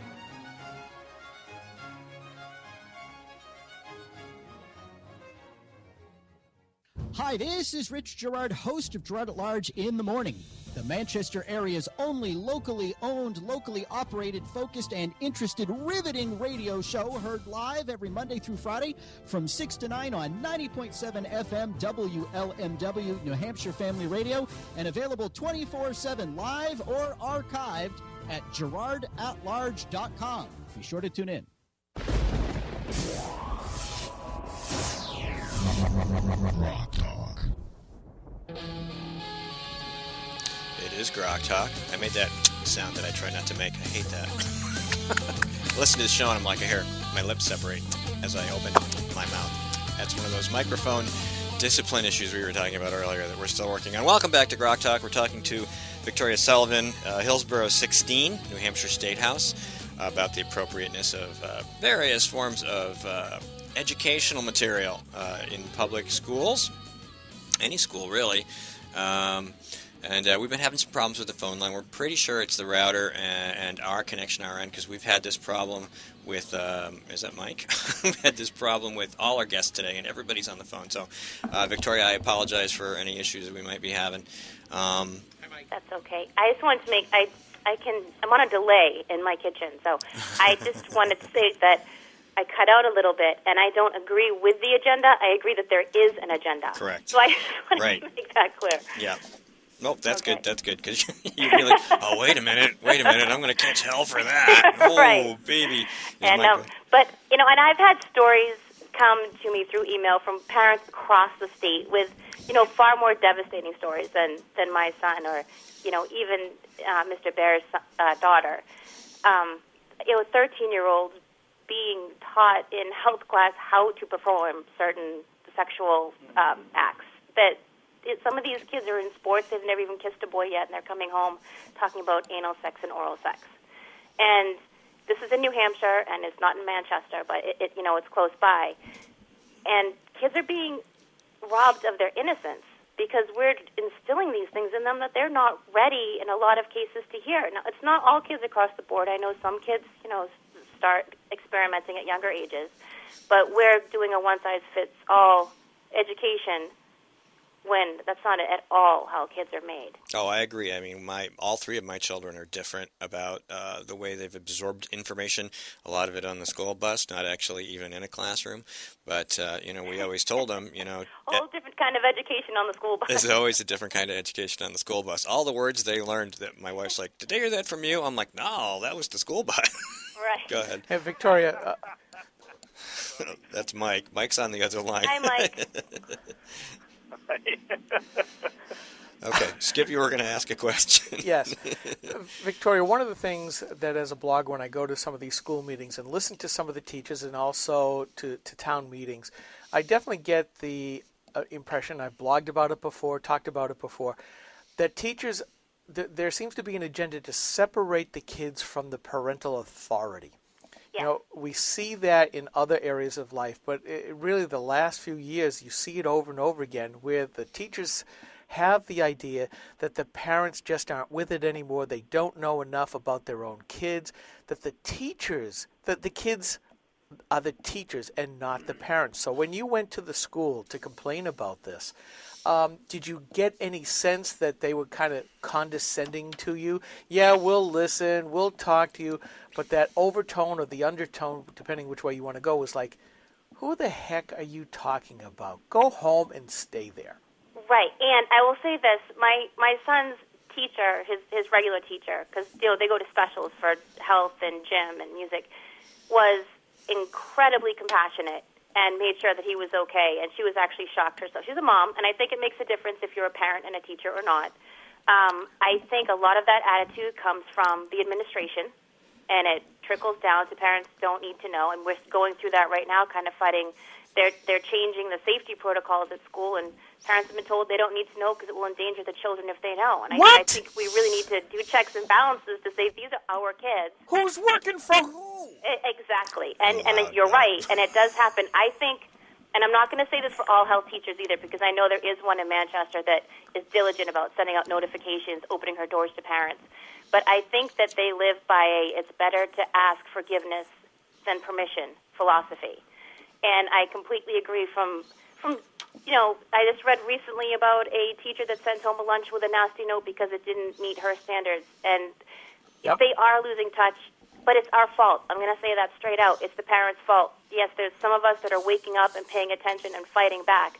But for how many years did parents continue to give up all of their rights to their kids? I mean, how many kids have breakfast at school? And we kind of gave it up. And now we have to turn around and say, wait a minute, this was wrong. We need to fight, and we need to pull it back. I think that some of that, I think we can follow the history back to the increase in single parenthood, and all of it kind of correlates into the way the left thinks, the progressives thinks, the unions think, the bureaucracy think, and it kind of builds up this situation, this culture where you need those things. So you have to say, well, was this the plan all along, or But I would say, if a teacher sent home a note in my child's lunchbox, they would be very impressed with the series of notes that they would get from me after that. Yeah, it wouldn't go over too well here either, as you can probably imagine. But yeah, so we have breakfast at school now. Mike's trying to. I'm sorry. I gotta see. Mike wanted to ask you a question. I apologize. Okay. Go ahead, Mike. Steve, that's an interesting concept, because I think the Great Society was the beginning of a whole bunch of these things. As you say, the liberal government created a dependent class, created a need, and then proceeded to provide solutions for the problems that it created. Except they're not really solutions. They're just layers upon layers of problems. And somebody somewhere thought they were going to create a wonderful class of docile workers. And I think what they've got is these inner city breeder factories that don't do any parenting, depend on the schools, and produce not exactly what they were looking for, a perfect non-working class. I was going to say that New Hampshire is a little bit different. I mean, we are in the Northeast, but we have a real kind of country feel because we don't have a lot of metropolitan areas, and the ones that we do have are pretty tiny, really, in comparison. So you don't really get that whole urban footprint thing. But that doesn't seem to have affected the interest of the left in pushing all of this on top of us. No, and the more that we take on the responsibility, the more responsibility is expected for us to take on. So it's just not working, and we need to get back down to the family and making that a priority in this country, and putting some more pressure on keeping family units together, because this isn't working. I have a friend who just posted something. She works with homeless children, and it was about human trafficking, and it's in this country, it's in this state, and it's happening because these girls have no home life. So someone offers them something better, and now they're prostitutes at 12 years old. I mean, it's all part of the same structural breakdown of our society, and we really need to get a grasp on it. Parents need to start paying attention. You need to start reaching out to those families that need you in the community, and get back to community and local control. Yeah. Now, one of the things that I heard during one of our town meetings from the schoolies, and I call them that, the schoolies, because we kept on saying, the enrollments are going down. How come the budget is going up? And one of them kind of looked at me. That's funny, although. Yeah. Well, one of them kind of muttered under her breath, but loud enough for me to hear, well, the enrollment's down, but the needs keep going up. And then she looked at me, and her eyes went open, and as in, oh, gosh, he heard me. And I've used that line ever since. Hey, did I say that out loud? Right. Yeah. And, I keep looking at that and go, it is the over-empowerment of those that are supposed to be working for us. So going back to your bill that you've introduced, what has been the reception of the bill? Obviously, I would imagine that most of your conservative lawmakers are okay with this, but are you getting any pushback from the Democrats or even the establishment or left-leaning Republicans? I haven't. It hasn't gone to hearing yet, so I'm sure I'll have a few surprises there, but I really haven't. The pushback I'm getting more is from my fellow conservatives who don't think it goes far enough. Okay. They would rather see, and you have to sign in instead of opt out. I don't think that will pass with who we have in there currently, and I'm afraid to raise too many red flags on this. I'd rather keep the bill the way that it is and give parents the opportunity to opt out and maybe work for something where we've got a governor that would be more on our side than to try to do that now. It's not something I don't agree with. I would rather have an opt-in, but people with far more experience than I suggested to take it one step at a time so we don't lose the rights that we've already legislated for, which it's unfortunate that we are now legislating for parental rights because they should just be ours and they should be asked of us. We shouldn't be having to sign into law that we need to be notified of things that our children are seeing. Yeah, you're absolutely right. Could you do us a favor? We're trying to follow certain bills that we think are, at the cusp of liberty or non-liberty. If you could arrange to have a camera at that hearing, I will try. I would do all of the post-processing and put it up on Granite Grok so people could see it. Because I think this is something that is extremely important, as you said, for parental rights, to see what the legislator, to show people what your legislators that you've elected actually think about this, to say who's in charge, parents or society. I don't know if you can hear me. I've lost you completely. Oh, no, we got you. Can you hear us? Hello? I don't know if she can hear us. I can hear her. She can't hear us. We're still having phone issues. Well, maybe she'll pop again. I was going to say that I noticed that you have a couple of other Manchester reps here as co-sponsors, Will Infantine and Joe LaChance, who I was emailing with about another bill. Regarding, I forget. Joe's a good guy. HB, I don't even remember what it is now. I forgot. I wrote about it 3:35 maybe earlier in the week. It was regarding certain material at polling places, and I had talked to them about it. And of course, they were saying, well, sometimes you have these pictures of these huge poster-sized pictures of these aborted babies and some things that are a little bit graphic. Yeah, and of course, it is one. I think it stemmed from one in particular that doesn't go away. And so I had talked. I'd written about it already, and I had mentioned, had emailed both of them yesterday because they did get back to me, and I said, well, here's my problem. I said, first of all, you have to compare this to the standard of everywhere else a parent might take their child. And you also have to accept the possibility that if you give a moderator that much power, that they're going to abuse it and that you are going to lose some free speech or some campaign speech, and that's not worth the risk. So the language has to be very careful. In your circumstance, I agree completely. Incrementalism is incredibly important in advancing policies in a way that's much more palatable to people. And I don't mean that in a bad way. That's just the way you have to do it, Right. And having the opt-out is an excellent step to get towards what you really want, which is to return rights to parents. Thank you. Yes, I agree. Right. Yes, I will definitely try to get a camera in there. I will keep you updated as to how this goes, and I really appreciate you letting me come on and take the time to speak about it. Sure, we got a couple more minutes. Do you have any more bills or issues you want to cover? Yeah, actually, Victoria, real quick, if you get the video, I will do all the post-processing, the post-production work to get it up on Granite Grok, so the offer's there. Okay, great. If I have another minute, I just want to talk about the flip side of this bill. You have 4 minutes. If parents, do have access to the material and they do think it's okay and they do send their kids into that lesson, it gives them the opportunity to discuss it with them beforehand. It gives them the opportunity to follow up with them if they have any questions or confusion about it. So it's not just about seeing it and shutting it down. It's also about opening up the line of communication and involving. Oh, here we go again. Now we're breaking up again. It's this phone line. Sorry. Hopefully you'll pop back in here any second. No. Come on. There we go. Hi. Boy, this phone thing, this weather's... I don't know what's going on with the phones today.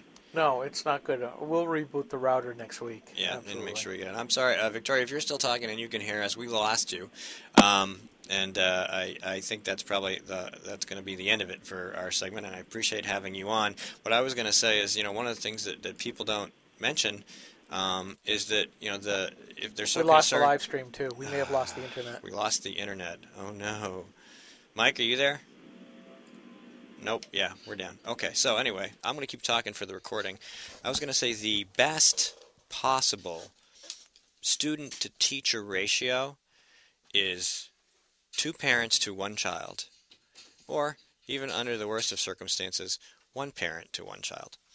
And that's far more 1-to-1.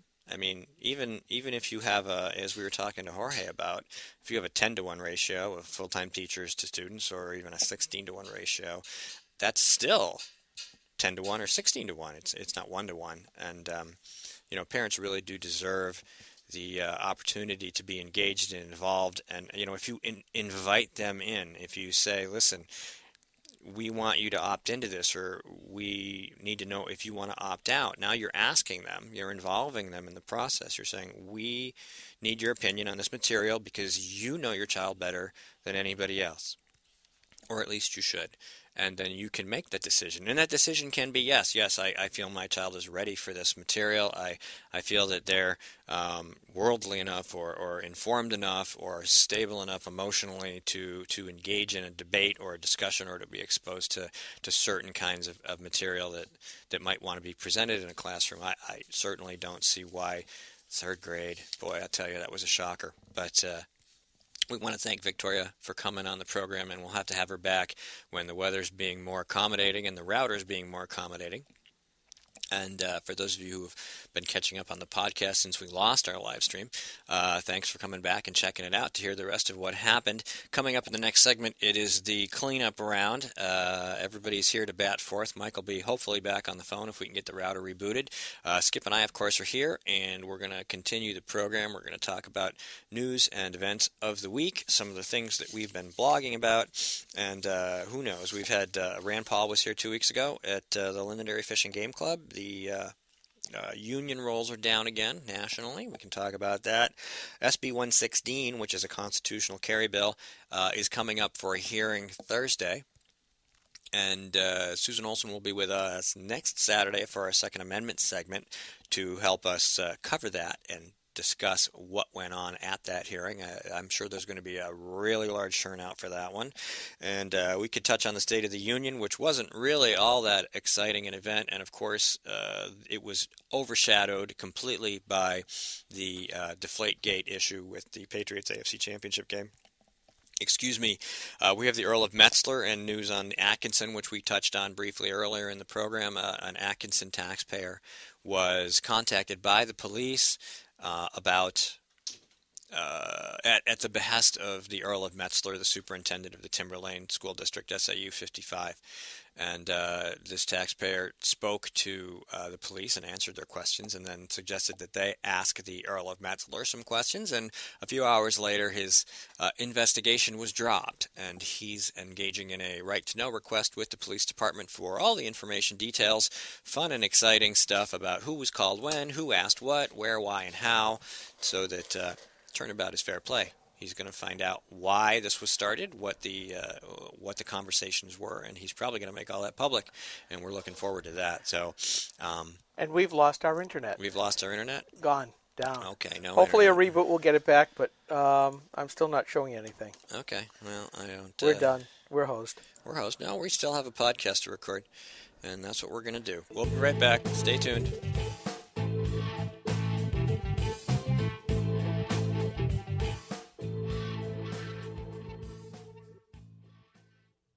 New Hampshire is famous for scenic drives, but they're tough to enjoy when you're on your way to the doctor. Because Obamacare limits your choices, some will have to drive more than an hour to see a doctor. What's health insurance worth if care isn't there when you need it? Jean Shaheen voted for Obamacare, putting your doctors and hospitals further out of reach. Tell Senator Shaheen Obamacare is not working for New Hampshire. Jean Shaheen and her allies are making false claims about her record on veterans. The truth? Shaheen refused to meet with veterans pushing for reform. She wasn't on the committee that wrote the reform legislation and refused to co-sponsor important VA reforms in the VA Management Accountability Act until after the VA scandal broke. When our veterans needed her, Jean Shaheen was AWOL. Tell Jean Shaheen to stop distorting the truth and fix the VA. Hi, this is Rich Gerard, host of Gerard at Large in the Morning, the Manchester area's only locally owned, locally operated, focused, and interested riveting radio show, heard live every Monday through Friday from 6 to 9 on 90.7 FM WLMW New Hampshire Family Radio, and available 24/7 live or archived at gerardatlarge.com. Be sure to tune in.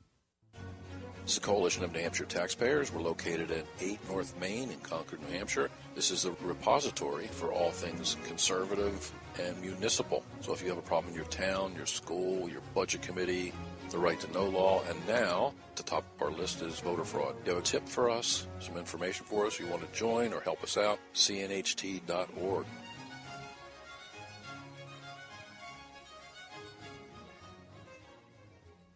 Three, 2, 1.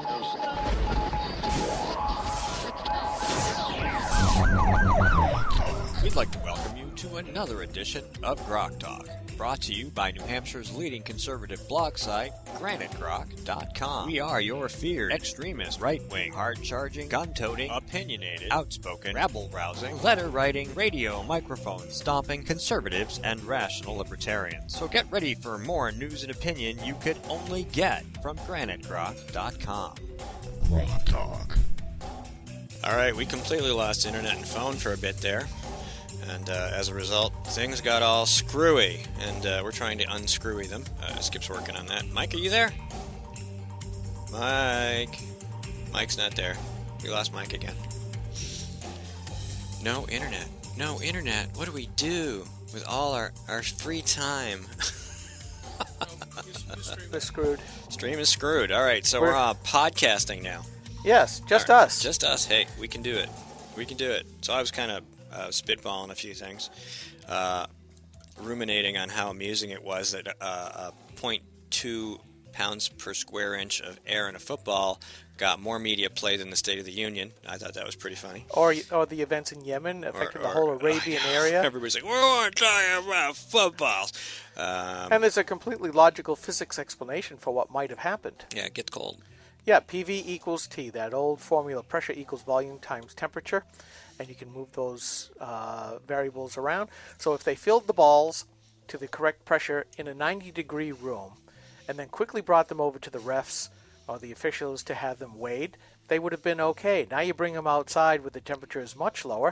Guess what? Cold. Oh, Mike's back. Guess what? Then you've got these deflated balls. Yeah, well, I think that problem's been one that they've encountered in the past. It's just become hey. I could actually, it went quiet for a while, then I could hear you guys again saying, look, no internet at all, and then, but you couldn't hear me. No, we're definitely having router and internet connection issues. Can you hear me now? I can hear you great, sir. Thank you so much for calling back in, and your persistence will hopefully be rewarded. Can you hear me now? I can hear you now.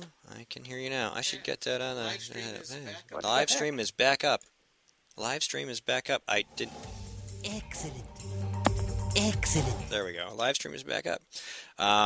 Anyway, we were going to talk about, we were just kind of spitballing about balls and air pressure and the State of the Union. And, of course, Rand Paul was here 2 weeks ago, and we didn't really talk about that too much on the show last week. But we've had some pretty full programs. And, there's a couple of things. HB 320, that's what it was. Sorry, from last segment. We have the Atkinson taxpayer we touched on. The Earl of Metzler was trying to intimidate. That's coming up. Of course, Wyndham, the whole situation down there. With that $577,000 no-bid contract that New Hampshire media still hasn't covered, by the way.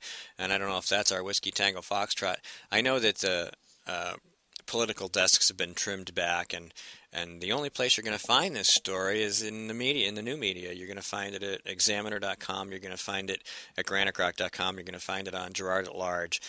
You might find it picked up on a news board scraping of the union leader or, a Milford cabinet, or because they're kind of all the same after all. There was a newspaper in Las Vegas that actually had scraped the Examiner story that Kimberly wrote.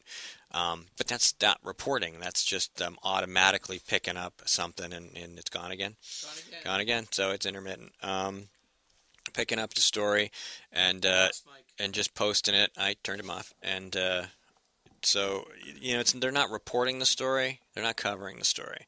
$577,000 no bid contract.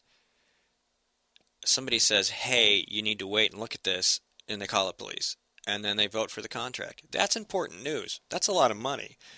And the media's not covering it in New Hampshire. They haven't touched it. No, and to be fair, some of the lefty blogs here in New Hampshire may have picked up the story. I haven't gone over there, but, there are a couple of Googled it, and it's nowhere to be found. Nowhere. No, Miscellany Blue Rich hasn't Gerard picked it up. and Kimberly Moore and us, we own the story. Yeah.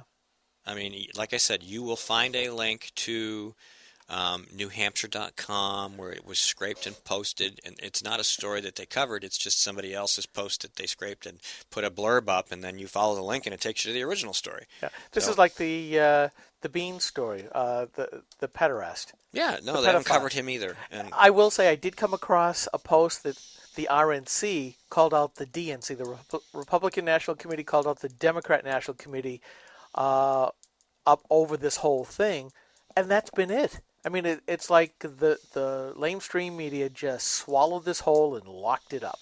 They just decided not to cover it. Yeah, and that in itself is a bias. And this plays into what Greg Kline was talking about, and one of the reasons why citizen journalism is so important, and one of the reasons why we want our listeners to consider themselves as potential new media reporters. We want to recruit people, either at the county or town level, who are interested in reporting from their town. We're not going to pay you. We don't get paid, so you don't get paid either, but you get the benefit of sharing information. And we want to share that with other new media outlets in the state. I mean, it doesn't just have to be for us, but we're offering you an opportunity to submit stories to us about local news. This is exactly what Greg is doing in Maryland.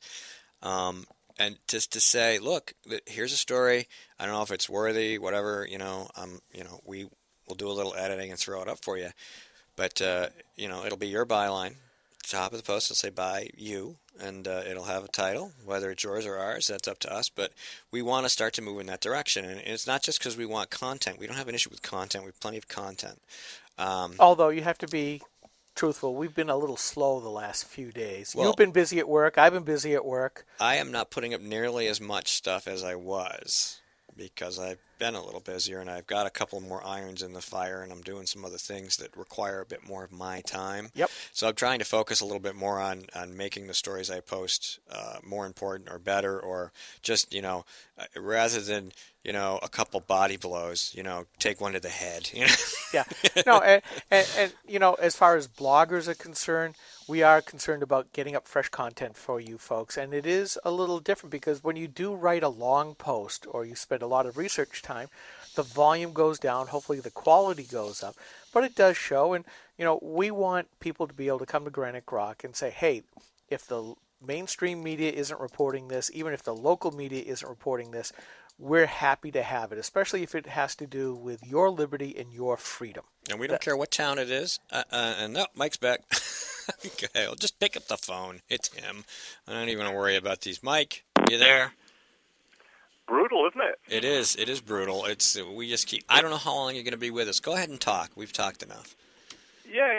So it's been fun. So I saw the stuff about Kelly Ayotte. So I didn't realize there's a recent vote where she just sided with a whole bunch of people saying climate change is real. Shaheen Portman? Yeah. Oh, yeah.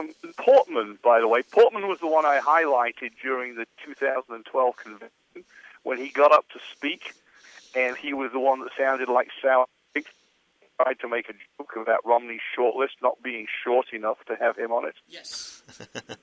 You turned yourself off. There you go. Yeah. I mean, and the guy calls himself a Republican? Good grief. He's not, really. And the Shaheen Portman bill, which I think you've covered and I've covered, is ridiculous. It's just stupid pap. It's garbage. Yeah. Ask yourself this: how much longer are my dishwasher and my clothes washer, and my clothes dryer going to have to run to claim that energy efficiency? And then you're going to find out, energy efficient, and they're not getting the job done. It's the Shaheen-Portman appliance tax. That's really what it is. Yeah. Yeah. Not only that, they don't last as long, and the new detergents don't work as well. So all in all, you're getting an unhygienic result from more expensive products that don't really save anything. Well, that's and what Democrat about the government. energy required to produce? Yeah. That could describe Obamacare, actually. Yeah. What about the energy required to produce them when they don't last as long? Mm-hmm. Exactly. It's that age-old debate about the cost of making a hybrid or a battery-operated car. I mean, you mine a mineral in Canada, you run it on a train across the country, you put it on a ship, and you send it to Australia. And it goes to Australia where it's processed into its usable form. And then it's stuck on another ship, and it's motored on over to Japan, where a large manufacturing facility processes it into a battery. The battery is then placed into an automobile, which is sold and may or may not have the same life expectancy as a regular automobile. You then have to replace that battery at some point if the car lasts long enough, in which case now you have two batteries and you still have to dispose of them. It is not more environmentally sound. No, it's not. They've covered this in great detail, and then there's the carbon belching power plant that's going to produce the electricity to recharge that car. Because guess what? Nobody wants nukes. Well, yeah, and what are you going to say? I can't come to work because I tried to charge my battery-powered car, but the clouds went over the solar panels and I couldn't do it. Well, they're having that problem in Hawaii right now. I read that. Amazing. For those of you who, the island of Kauai in the Hawaiian Islands has been trying to go to solar, and in that 80%. 80%, and in that climate, it makes sense because it's sunny a whole lot of days there. But there are a fair number of clouds, and when the clouds go over the panels, and having had a solar hot water heater, I've watched this phenomenon happen. All of a sudden, your output goes to crap. And what happens is that the lead-acid batteries that they had at the first part of this were just deep marine batteries, but you can only charge and discharge them so many times. And then they found out, oops, we don't have any electricity anymore. So now they've had to replace them with those expensive batteries you were talking about, the lithium-ion, which some of the rare earth metals necessary only come from China. And countries in South America that don't like us either. Yeah, so, I mean, there's... That's right. Lithium, there's whole lake beds of lithium on the... we lost him. On the Chilean border, maybe? China. Yeah. There he is. You there? Yeah, I'm here. Oh, see, it's our crappy phone connection. So you said lake beds on the This is as good as hell. Yeah, they are. They're in places that aren't very nice to us, so or don't love us, and so once again we're ignoring a vast domestic resource that would allow us to fuel our own economy and to fly planes and jets and trains and all kinds of things in exchange for a crazy plan that isn't better for the environment, that requires us to obtain minerals from places that we don't have them. I mean, we don't. And we don't have, and if we do, wouldn't have them anywhere near in the abundance necessary. So, or they're regulated out of financial existence. Right. So there's no, exactly. It's stupid. We can proof the country against cyber attacks, against brownouts, and a whole bunch of things with some of these new modernized nuclear plants that you could put in a concrete basement and run 2 or 3 towns off of. I know. But who's going to let you build? But who's going to let you build those things? Nobody's going to let Meanwhile, you. You were talking about 2 PSI versus State of the Union. 0.2 or 2. I'm not sure which, but yes. It was 2, but because it's probably inflated to 30 or 40. But it's just soft enough to make it a little easier to handle, apparently. Anyway, which is the only points Indianapolis scored, by the way. Thank you. So go ahead. I'm sorry. So what we're saying is the leathery brown gas bag won out over the plain brown gas bag. Yeah. Now, this is the point where I do have to read this. This comes from Robert Heinlein. I've quoted it many times before, and it's on bad luck. And the quote is, "Throughout history, poverty is the normal condition of man. Advances which permit this norm to be exceeded, here and there, now and then, are the work of an exceedingly small minority, frequently despised, often condemned, and almost always opposed by all right-thinking people. Whenever this tiny minority is kept from creating, or, as sometimes happens, is driven out of a society, the people then slip back into abject poverty. This is known as bad luck." And, we're seeing that today. It's like, when new owners of a company decide to plunder its treasury, run the company down, let its assets go to crap, don't replenish it, and then they wonder at the end of 5 or 6 years, how come their cash flow is now gone negative? That's not bad luck, that's bad management. And I think we're seeing that here in the United States, where those who can be productive are being so hamstrung, just a case of, mining for the materials that we need, or using the energy that a modern industrial society needs, are being hamstrung. We are being pushed into bad luck. And some of these people actually want bad luck. They don't want us to be where we've been for quite some time. And that's interesting because the EPA regulations, everything for the last 50 years that has been coming along that's designed, what made nuclear power plants unaffordable. It's all regulation. It has nothing to do with the free market. It has everything to do with preventing people from being able to succeed. And the same rule applies when we talk about school boards' right-to-know requests, public documents. They do the exact same thing. They make it too difficult to participate. They make it too expensive to go around the inability to participate, and then you're completely shut out. Yeah, or it's people like Jean Shaheen when she protested on the behalf of the Clamshell Alliance when Seabrook was being built.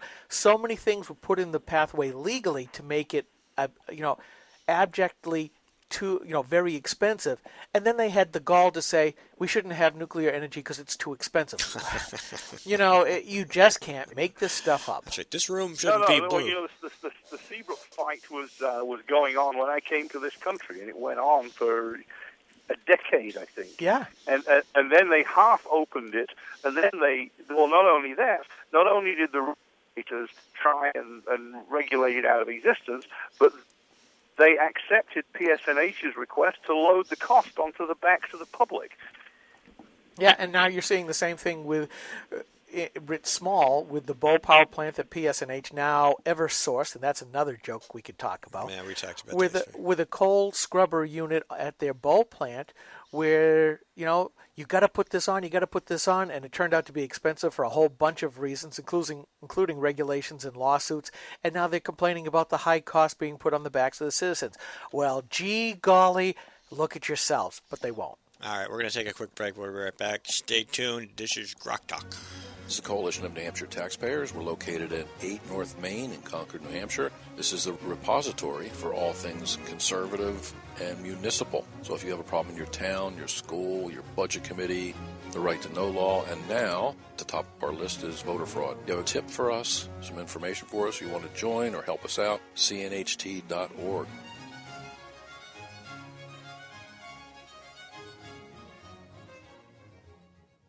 Hi, this is Rich Gerard, host of Gerard at Large in the Morning, the Manchester area's only locally owned, locally operated, focused, and interested, riveting radio show, heard live every Monday through Friday from 6 to 9 on 90.7 FM WLMW, New Hampshire Family Radio, and available 24/7 live or archived at GerardAtLarge.com. Be sure to tune in.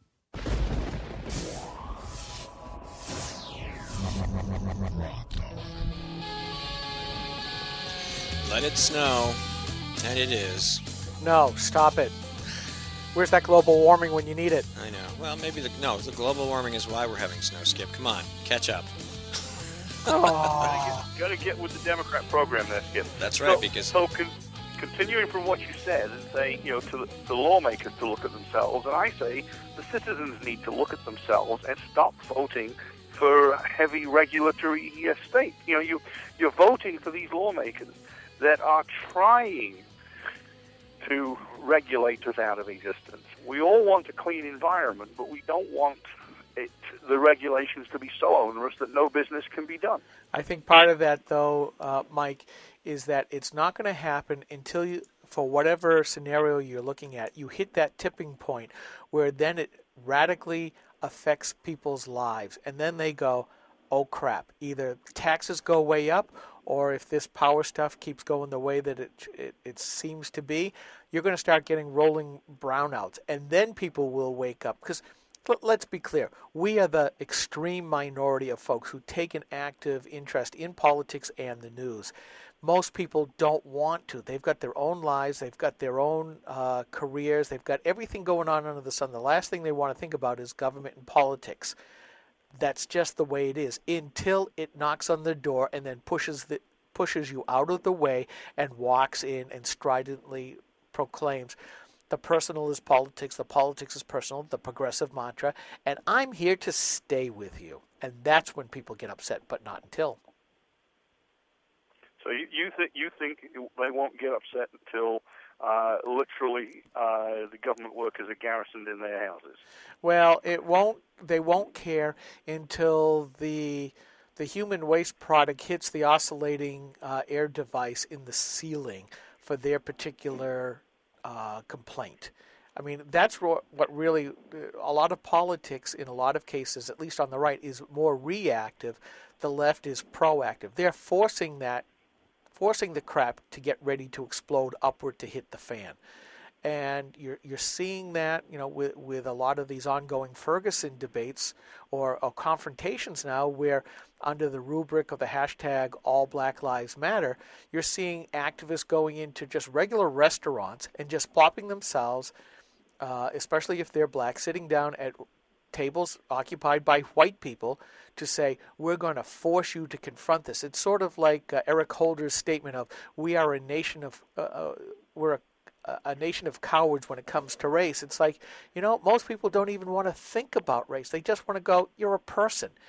And this kind of blatant in your face where they're eliminating any personal space at all, I'm hoping it's going to backfire because people don't want to do this.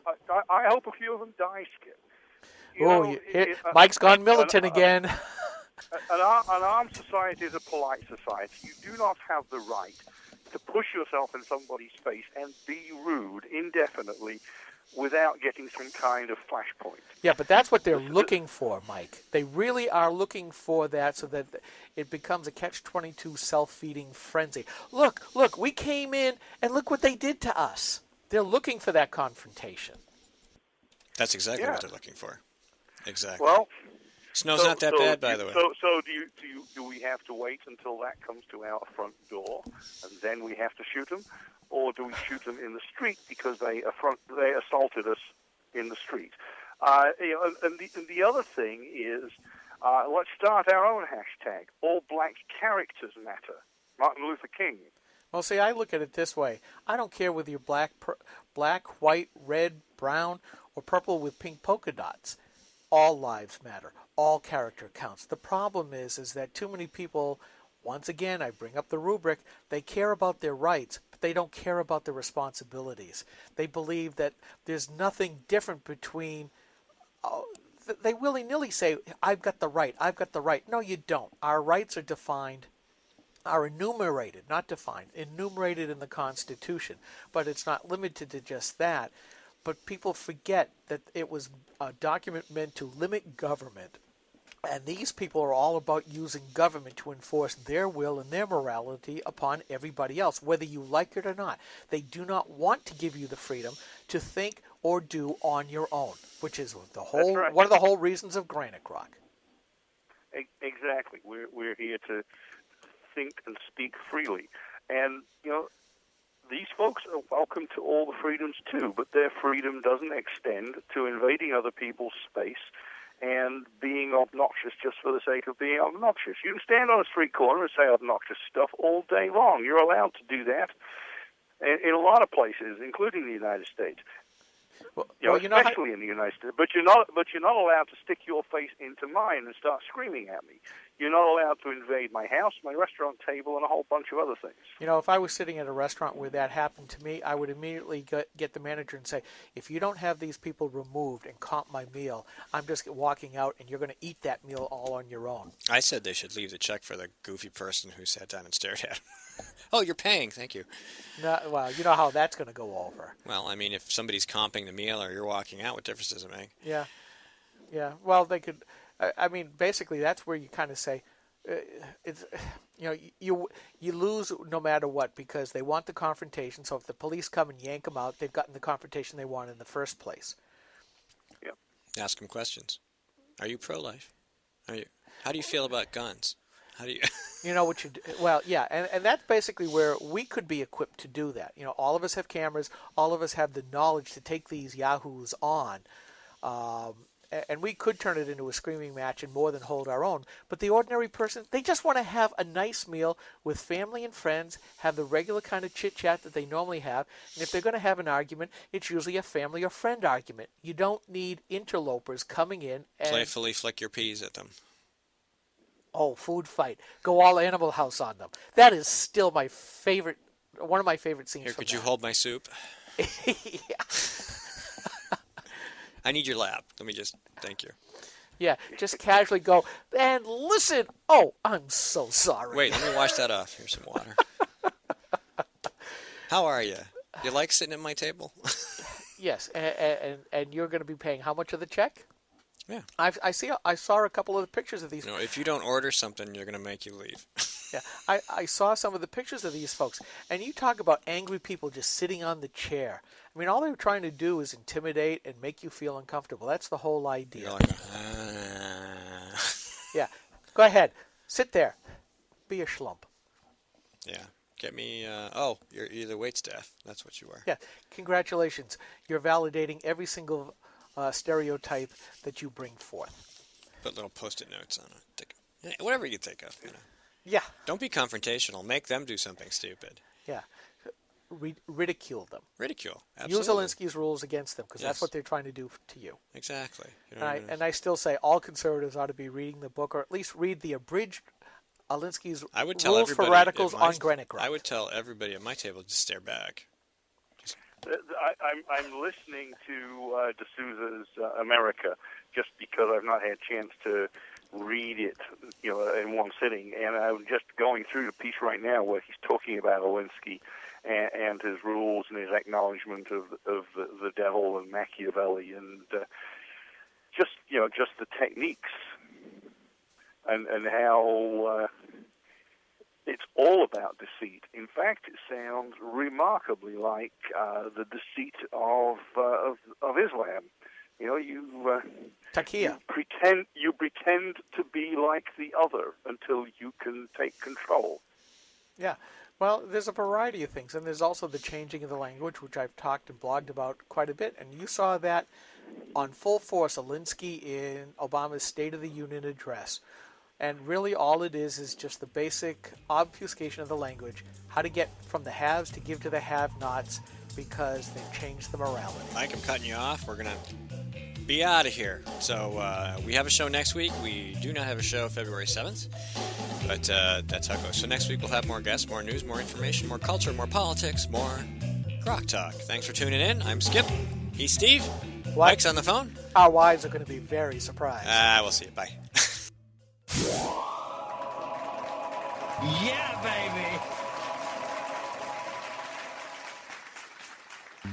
When asked whether she still supports Obamacare, Senator Jeanne Shaheen said, Yes, I do continue to support the law. We're beginning to see some positive results. How can Senator Shaheen say we're seeing positive results when 22,000 of our neighbors have already lost their health insurance? What's worse, the Boston Globe reports the state's only health insurance provider radically reduced the number of hospitals in their network, forcing some people to drive over an hour for lab work, even when there's a hospital within a few miles of their home.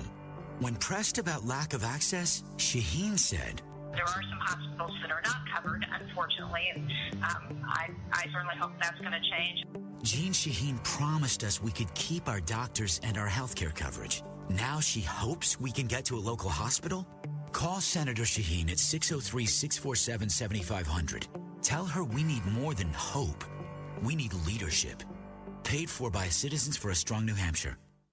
Senator Jean Shaheen said, if you like your current health plan, you can keep it. That's not true, Senator. 22,000 New Hampshire citizens have been kicked off their insurance plans. Hospitals in Rochester, Concord, and Portsmouth, they aren't allowed to provide care under the exchange. Senator, you were wrong in your comments. You should apologize for your misleading remarks. I'm calling Senator Shaheen at 750-3004 and telling her I want my doctor back. You should too. Paid for by saberpack.org, not authorized by any candidate or candidate committee.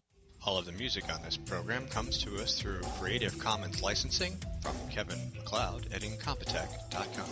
The opinions expressed on this program are those of the speakers, not necessarily those of CNHT, GrokTALK.com, or anyone else for that matter.